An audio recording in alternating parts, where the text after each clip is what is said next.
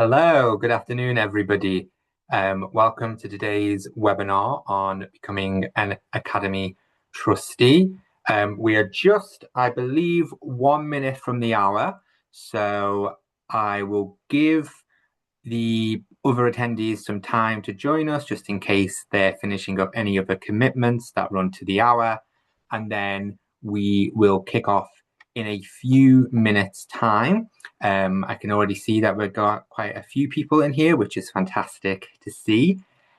So yes, we'll just give people a little bit of time to jump on, and then we'll kickstart today's webinar. So my name is Anthony Melia, and I'll be running us through our Become an Academy Trustee content today, with some time at the end for some questions. But I'll just let a few more people join before we kick off in earnest.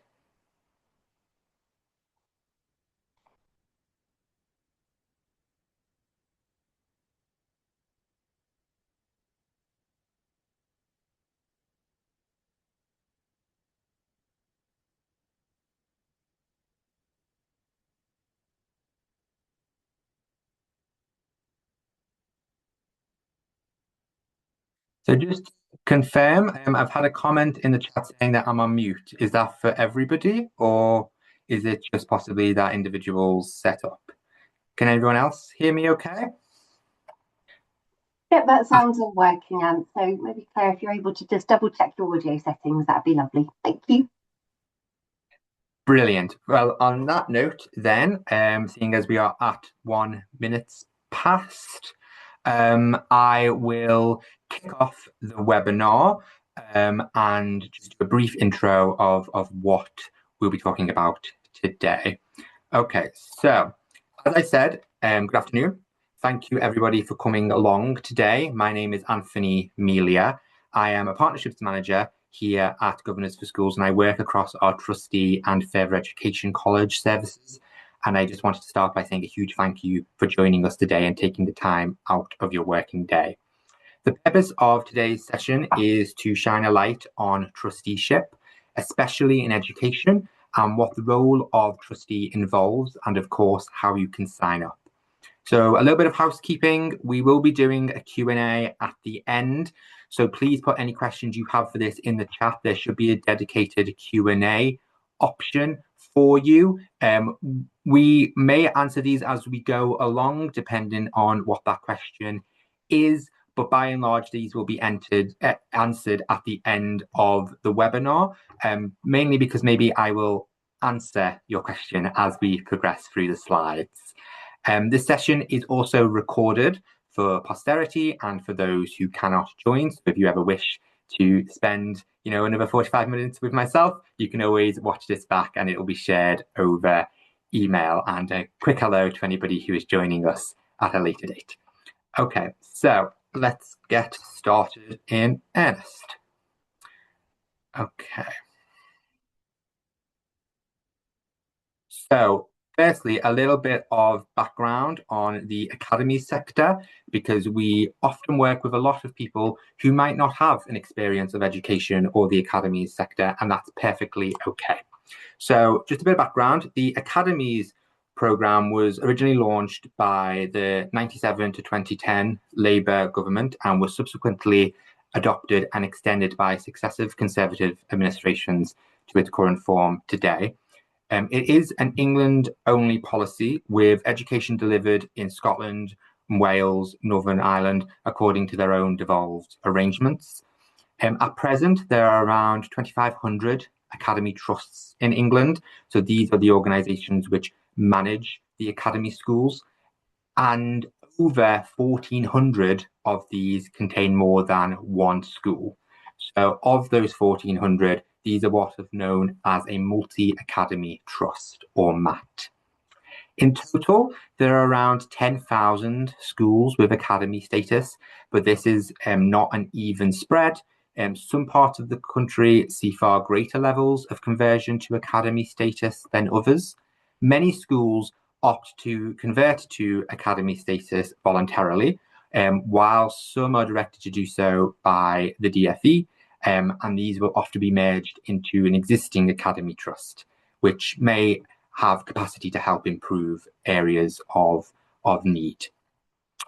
Those schools that elect to become academies may join an existing trust in order to gain the benefits brought by economies of scale, and also to increase insulation in some common but real challenges, such as limitations in finances and resources. Where a school operates on its own, it is known as a single academy trust, and typically a multi-academy trust will have anything from 2 to 50 schools, and budgets range from single-digit millions to more than $250 million in some large cases. So that is a real breadth in terms of different scales of what a multi-academy trust will manage. On the note about funding, the funding comes directly from government through a mechanism called a funding agreement, and trusts are required to decide how, where, and when to spend that money, while ensuring transparency and openness. Where a school or the trust within which it resides is deemed to be failing, the DfE may terminate the funding agreement, meaning a school is moved into a new trust to stop a decline or to improve standards. In some of the more complex cases, we ourselves may work with trusts to help completely overhaul governance and target specific issues that may have contributed to a failing. These cases are relatively uncommon, however, and most roles to which we recruit are more straightforward, albeit bringing their own challenges and priorities specific to the trust, to the area that the trust covers, or to the communities which they serve. So a little bit about what actually is the trustee role now. So the trustee role in education is unique in that individuals operate both as a trustee of the charity and a non-executive director of the company, listed on Companies House and subject to company law. In governance structure terms, the trustee role sits near the top of the structure, with responsibilities for all the schools within that trust. And we'll touch on this a little bit in more detail in a moment. As a non-exec director, or NED, the role is very much eyes on, hands off in nature, requiring the trustee board to be engaged in what is going on, but removed from the operational aspects of the delivery and execution of school life. Though often the trustees are invited or required to visit and experience on-the-ground activities or have a close affinity or link with a school, location, or geography. Trustees contribute by defining the strategy of the trust and mapping the priorities for the short, medium, and long term. This involves and requires the ability to see the bigger picture over a long term, and also to hold to account the leadership within the trust, ask challenging questions, and ensure appropriate scrutiny. So I always say to people who are interested in becoming a trustee that it is really a critical friend role. On that note about sort of what we expect of trustees, there is an expectation that every individual appointed to a trustee role will demonstrate and enact the Nolan principles of public life, which you can see on the screen. And these underpin the work we do as a charity as well. While the trustees do set the strategic direction of the trust, they ultimately report to the members of the trust. This is a much smaller board, usually comprising around 3 to 5 people experienced in governance, and this is akin to the shareholder role in a corporate setting. They can appoint and remove trustees and alter the trust's articles of association, among other key responsibilities. Members are referred to by the DfE as the guardians of governance. As I mentioned before, this is just a visual of how a governance structure may look in an academy trust. Healthy and robust governance arrangements will ensure there is a separation between the layers so that the right questions are asked and accountability is maintained, while also ensuring efficiency and appropriateness in decision making. But this is just one example. It is not the model to which all trusts have to subscribe or to have in terms of their governance structure, but this is just an example of what you might encounter should you join as a trustee volunteer and be put forward to be considered by a trust. So what are some of the responsibilities then that you may have as a trustee and sort of the role within the organisation? So trustees enable their trust and the schools within it to run effectively and provide excellent education and opportunities for children and young people. The trust board will collectively be responsible for defining and delivering a strategy. And so the mindset and approach of its individuals should be one of strategic leadership and big picture thinking. This also encompasses ensuring the trust has a clear vision and ethos, both of which can be really important details for prospective trustees when considering whether a role we share is right for them. The financial aspects of the trust board role are critical, and while a well-balanced board will always have a variety of skill areas, including finance, accounting, and audit, individuals who may work in those sectors as part of their professional or daily lives, the responsibility for the financial performance of the trust is spread across all trustees and not confined to those for whom this is a more familiar professional area. Good financial management and significant budgetary responsibility is often a feature of the professional experience of many candidates who register with us, and we will usually identify opportunities where the budget of the trust aligns to the level of management that you're used to. Thirdly, but absolutely not least, is holding senior leaders to account for the educational performance of the trust's schools and the outcome of its pupils, as well as management of the staff and workforce. As with the finance consideration, we don't require nor expect any trustee to be an expert in education or to have pre-existing knowledge of the sector. Often it can be helpful to have no preconceived notions or anything of that nature. What we do ask for from everybody who would be keen to volunteer is willingness. So willingness to explore data around educational outcomes, to ask challenging questions of senior leaders, and to always strive to ensure direct and transparent accountability of a trust. So we are looking for people who are willing to bring their own experience to bear onto the board and maybe willing to take the time to learn about different aspects of being a trustee at a multi or single academy trust, which they might not have learned in their day-to-day lives. So some of the commitments, just some of the questions we often get asked, particularly on these webinars, is around commitment and what that might look like for you.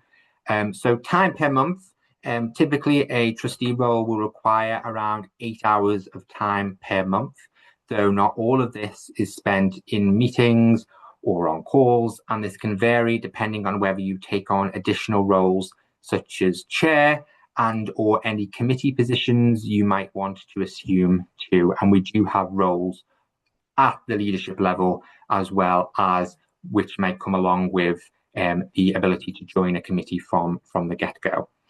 Most boards, and again, this is generalizing and each board is different, will meet once per half term or so, which means about 6 meetings per year, and that is in reference to the academic year.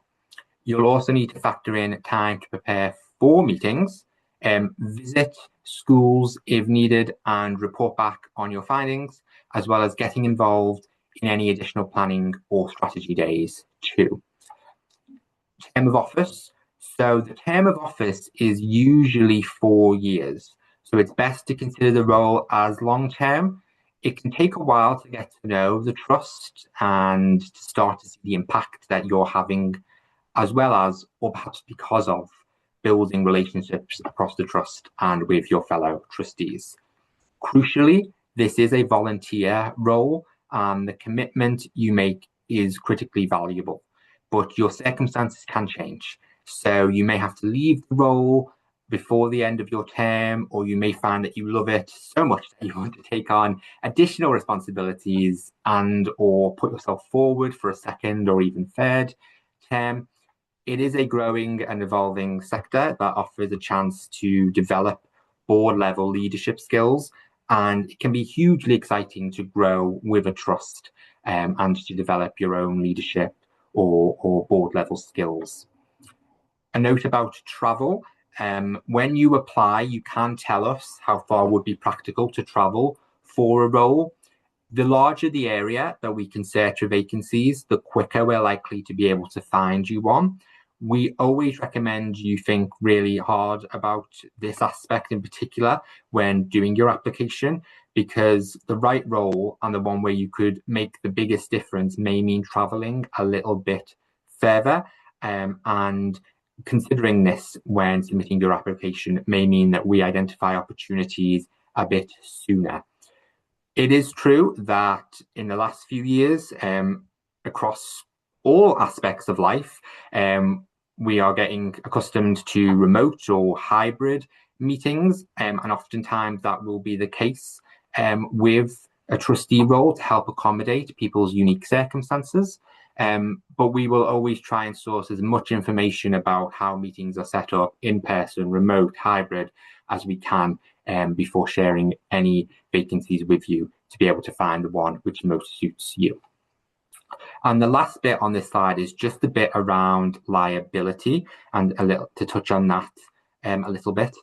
There can be misconceptions around personal liability. The only way a governor or trustee could be found personally liable is if they were found to have acted criminally, for example, negligently or fraudulently. Academy trusts are companies limited by guarantee, and that is typically limited to £10 of liability. The majority of trusts will take out directors' cover, typically through the DfE's risk protection insurance, meaning that there is cover for the individuals. As mentioned earlier, all trustees are required to act in accordance with the Nolan principles, which we spoke about a little bit earlier. So we would expect all actions to be taken in good faith.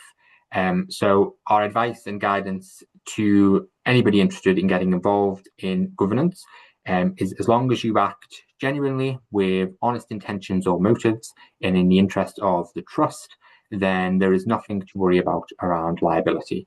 However, should you progress to the stage of speaking directly to a trust, it's definitely the right question to ask in relation to the trust's own arrangements and cover for directors. So while this is a fantastic opportunity for a trust and for young people to have your skills and experience, but it's also really a fantastic opportunity for yourself. How will you benefit? So you will develop skills and experience and expertise from the wealth of opportunities that being a trustee can offer, benefiting you both professionally and personally. Your pre-existing knowledge and expertise, background and experience may influence this, but there's always something to learn from exposure to a new sector, environment and context. And we anticipate the majority of people on this call or who volunteer their time with us will not have been a governor or trustee before or had professional experience within the education sector. You have the opportunity to develop experience across a range of skills that you may not otherwise be exposed to in your normal role. Our professional development research found that by undertaking a voluntary role like this, confidence increased, performance was enhanced in the individual's own workplace, and there was a reported growth in preparation, flexibility and agility, analysing performance data and KPIs, financial skills, and understanding better value for money. If you're at a relatively early stage of your professional journey, you can benefit by gaining board experience, making board level decisions, as well as having the opportunity to network and collaborate with others in your community and beyond, which can broaden your perspective.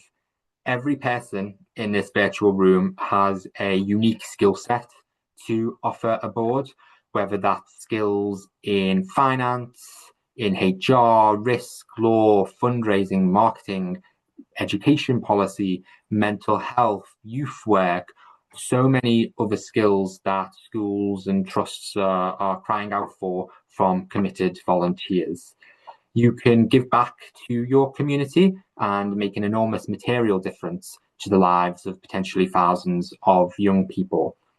Those children and young people that you help as a trustee can have a better experience of learning, higher aspirations and improved life chances, all because of your impact as part of the board. And we just like to include a little bit of feedback. It is one of the best parts of my role working with volunteers daily, is when we get some feedback from volunteers on how joining a board has really benefited both them and the school's trusts that they work with. So as I mentioned, we are aware that a lot of people will not have had governance, trusteeship, or education experience before, and we want to ensure that we do more than just find you a role. We want you to feel confident and be effective in your trustee position as quickly as possible. Therefore, we do have a range of free e-learning modules on a number of topics to introduce you to key elements of the role. We also hold regular webinars, so you can continue your learning and have the opportunity to ask our governance experts questions. Once you take up a role, you will also be given 12 months free access to an online resource and knowledge bank from Governor Hub Knowledge, and this was formerly known as the Key. However, the support will not just come from our side. Trusts will also usually conduct their own induction processes, which may include intro meetings, some training and information sharing, along with essential reading and documents to help guide you through the initial onboarding process. These vary depending on the trust, but it's always something which we find is really beneficial for volunteers in their initial few months on a board, and trusts are really generous in terms of their time and in terms of making sure that you as an individual feel confident and ready to effectively contribute as soon as possible. We do also have very specific learning around trusteeship, which is available via our website. A completely free e-learning module that lays some more groundwork for what a trustee role will involve, busts some myths and explains the responsibility, commitment and requirements in a little bit more detail that you can review at your own time. It's concise, it's informative, and explains really a lot of what we've covered, but obviously is also great to review, such as what an academy trust is, how they are structured, what the role and responsibilities of trustees are. It also provides answers to questions you might have around suitability checks and liability that we've touched upon, and there's also lots of recommendations for further reading. So it's a really good introduction for those wanting to know more about joining a trust board, whether or not you put in an application or not. It's really handy to have that sort of grounding and understanding. So you may have already actually been to a couple of other webinars from Governors for Schools and have heard about the governor role in a bit more detail, but we find it handy just to include this slide around governor versus trustee, just to ensure that people are aware of the differences. Some of this we will have covered before, but just to sort of reiterate, in governance structure terms, trustees sit at board level and are responsible for all of the schools within an academy trust, as compared to governors who are responsible for individual schools. There are similarities, of course. Like being a trustee, a governor position is strategic rather than operational. However, governors tend to have a particular responsibility for a local school rather than, of course, that trust level leadership. The size, of course, does vary quite dramatically versus one school versus possibly up to 40 if you are a trustee in terms of what you will have eyes on. And so things like the budget will, of course, vary quite a lot if you're looking at an individual school and being a governor there versus, say, a trustee at a dozen schools sized trust. And so it is important to note that that is probably the biggest distinction in terms of the roles. But again, they do have that similar eyes-on, hands-off, critical friend role that we have talked about. And in fact, the time commitment is roughly similar. We estimate it's around 4 to 8 hours per month, and of course, both are voluntary roles. So again, if this is something which interests you, you can also, of course, volunteer as a governor through Governors for Schools, as well as a trustee. Okay, so on that note about volunteering, some next steps about specifically volunteering as a trustee. So as I said, you can take a look on our website. We have a dedicated link that you can see there at www.trusteerecruitmentservice.org.uk. There's a lot of really great information on there that you can peruse and read in your own time. If you are keen to volunteer, you can apply via the website. You can create a profile outlining your skills and experience, trust and travel preferences, as well as sharing a brief personal statement that demonstrates your passion and your commitment to improving educational standards through governance. And that forms part of what we will share with trusts when you have shown an interest in a particular vacancy. As I said, once you've submitted an application, my recommendation would be, while we validate and secure vacancies, for you to have a look at induction e-learning. As I've mentioned, there is a lot of things on our website which are fantastic to spend some time really delving into. And the feedback that we often get is that it helps individuals just be that little bit more confident and assured when they are engaging with a trust for the first time. So in that time between submission of an application and finding you a match, it is something that we recommend to do.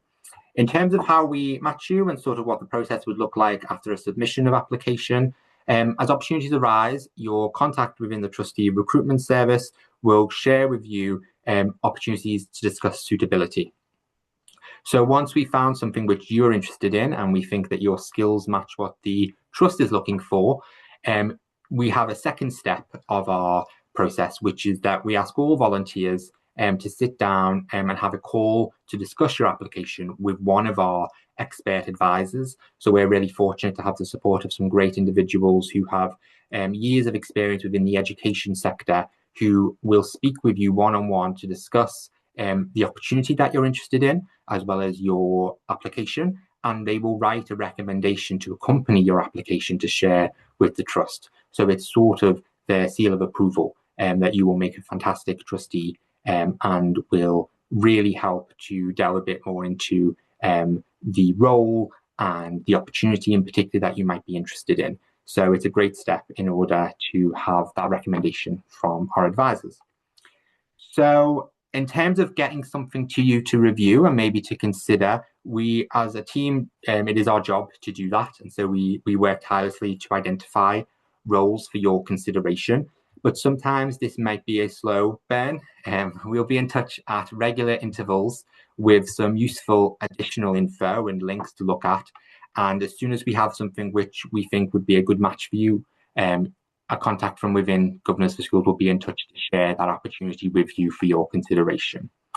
As I said, once this has been shared, you seem to want to pursue that opportunity and you have had your recommendation written up by an advisor, we will send over your application to the trust. We will act on your behalf and to do this and to support you throughout the next few steps of connecting you with the trust.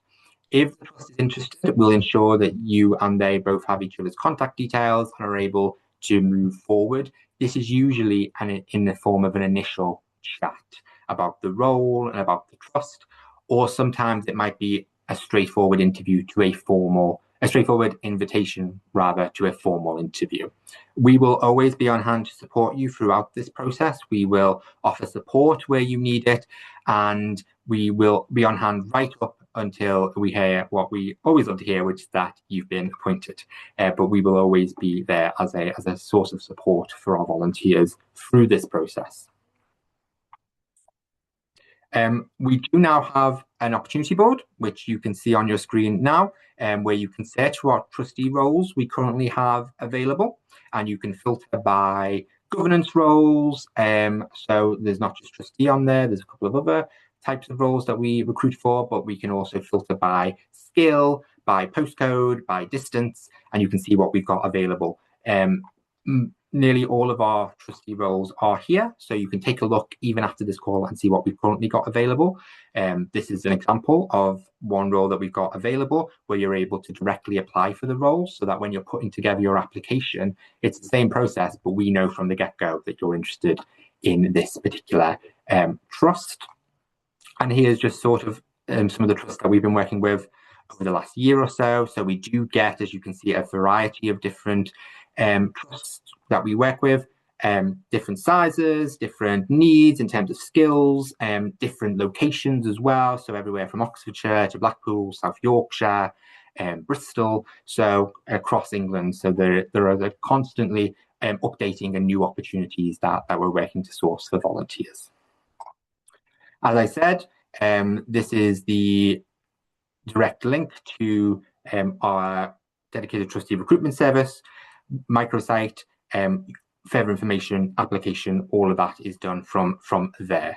So just to reiterate that, and also I'm always happy to speak with people. That is my work email address. So if you are keen on asking questions or just want maybe a one-to-one chat, I or another member of the team will be more than happy to chat with you about the role, about the opportunity. And so if you have any questions after this, always feel free just to drop me an email and I'll make sure the right person gets back to you, or I'll answer you directly myself. So which brings us on very nicely on the subject of questions to any questions. I can see that we've had some coming through, I think, on the chat. I didn't want to get distracted, but if you have any questions, now would be a good time to ask them, and I'll just take a look very quickly, unless there's anything ready to go. So I know a couple of questions came in around the difference between the trustee role and the school governor role. Now they did come in before, as we covered this in the session. So if there's more around that you'd like to know or unpick, then please do raise that, but hopefully that's been covered. And we do have a couple of other really interesting questions that have come in. So one is, can you be a trustee in 2 academy trusts? This is an interesting question. There should be, really, this is dependent on each of the trusts. By and large, there may not be any issue with being a trustee in 2 academy trusts, though we would always say that the trusts that we work with, they will have their own process to identify possible conflict of interest, and particularly if somebody might be volunteering in a neighbouring trust, just to ensure that there is no sort of conflict of interest. But that would be dependent on each individual trust to make that judgment. We would, of course, be very proactive on your behalf and ask in advance of sharing any application, if that was the case, just to ensure that from the get-go, both you and the trust are aware of other voluntary commitments that you might have. But that a lot of people do volunteer, at different academy trusts, but we can never guarantee that a trust might not consider it appropriate for somebody to sit on a neighbouring or likewise board. So that would just be something we would make sure to double check for you. But in general, it should be no barrier. We just want to preface that. Fantastic, thank you, Anthony. And on the same, I think, kind of conflict of interest thing, a couple of questions. So one was about whether you could be a trustee of a multi-academy trust, and also sit on the board of one of kind of the local schools as a local school governor as well. And another question, again, I think it's a similar conflict of interest around, could you be a trustee in an academy trust if you've got a member of your family that works in the trust? So just on the point around trustee in a multi-academy trust, if your family works in the trust, again, we leave these sorts of questions up to the trust involved. And sometimes trusts do have quite that sort of line between saying that it might be considered a conflict of interest to have somebody sit on the trustee level while also, say, a partner, etc., is in the operational side of the trust. But again, something that I would stress is that these are individual decisions made by trusts, and there are a lot of different multi-academy and single academy trusts out there that even if there is one in your area which a family member or somebody that you're closely linked to does work, and that might not be the right fit for you, there are plenty of other trusts in your local area, I'm sure, that we can find something where there is no sort of conflict of interest. And I apologize, but I have forgotten the first part of that question. Sorry, it's now through two things that you wanted to know. It was around whether you could be a trustee of the Academy Trust Board, but also sit as a school governor on one of the local boards. That is interesting. I, off the top of my head, I'm not completely sure about that. Emma, do you have any? I do, for what it's worth, Yeah. don't believe there's anything that kind of completely prohibits it, but it's generally not considered good practice. And most trusts will have something in place that says if you're going to be a trustee, you can't be a kind of voting member of the school governing board.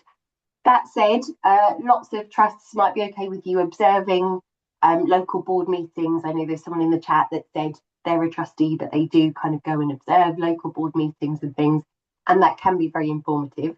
But you typically wouldn't be both a trustee and a full school governor board member with voting rights and things on a local board as well. That typically wouldn't happen. Yes, I can see a question has come in from Stephen, and which is around, would being a very experienced governor be something that MATs are looking for other than current career/qualifications, etc.? So that is a really interesting point. I know I stress that you don't need to have governor or trustee level experience, but of course, if you are somebody who has been a governor for many years, maybe you've chaired committees or even been the chair, vice chair of a board, then of course that sort of experience can be very, very valuable to becoming a trustee. It is something which we would certainly not say is a barrier or anything of that nature. Most of the time we work based on skill requirements. So a trust might be looking for people to expand in its finance, its HR, but having a very good understanding of governance and strategic leadership is all part and parcel of making a fantastic trustee. So my advice would be is that almost certainly we would welcome applications from individuals who have got experience of governors, and it's not all necessarily about career, and there is no sort of qualification required to become a trustee. All walks of life, if you've got a certain degree or qualification or anything of that, or maybe don't have anything of that nature, that is not, of course, a barrier to becoming a trustee.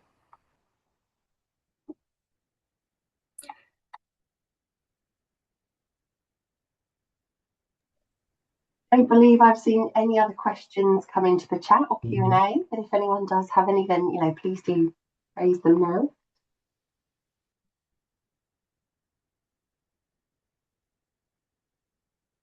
As I said, if you would rather email any questions or want any clarification, then I'll just quickly pop my email back up on the website. There we go. There we go. you should be able to see my email now, I believe, if I just get this down. Really? Yes. So if you have any questions, I'd be more than happy to answer. And as somebody just put, you can follow up on the website as well. There's further information there, and will be also contactable email addresses on the website as well for you to reach out. And yes, Emma has just popped my email in the chat. And do you share this presentation slide and recording? Yes, we do. They will come to your email address that you registered the webinar with in due course. Oh, we've had a question from Claire come into the Q&A as well, Ant. Oh, yes, have a look.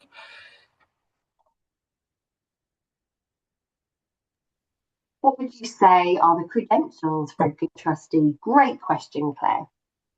Oh, that is a very, very good question.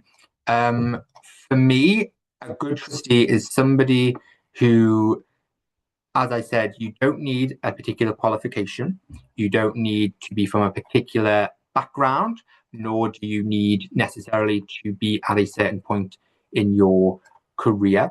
First and foremost, on the personal level, we would be looking for people who could adhere to those Nolan principles of standards within public life. So somebody who's committed, somebody who is reliable, is keen to be a critical friend. So part of that might be around confidence and being able to express your thoughts and opinions while sat around a board table. You do not need to have years and years of board experience, though of course every little does help.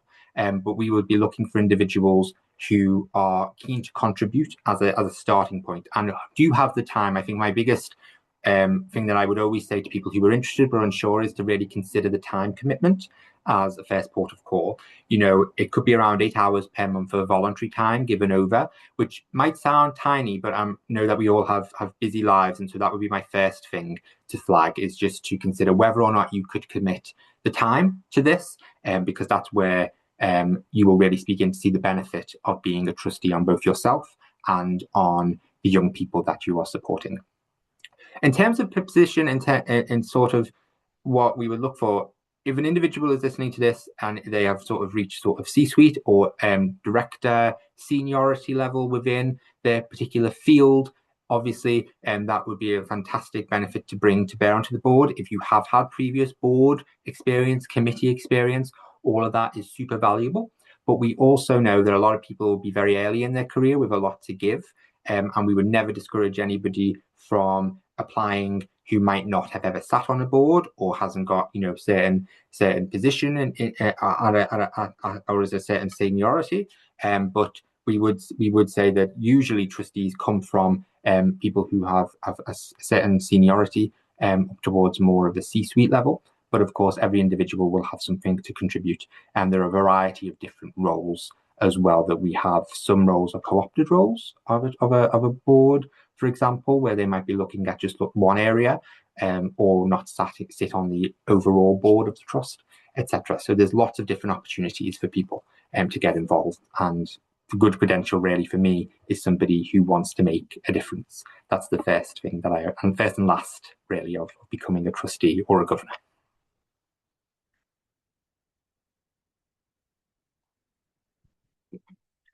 So this webinar is due to run for 2 more minutes. So if you wish to ask any more questions, I'm happy to stay on for 2 more minutes. Likewise, there will be no further real sort of information given. So if you wish to leave at this point, feel free to. I would just like to thank you all for your time today. It's been wonderful to spend the last 45 minutes with you talking about trusteeship and the impact that you can have.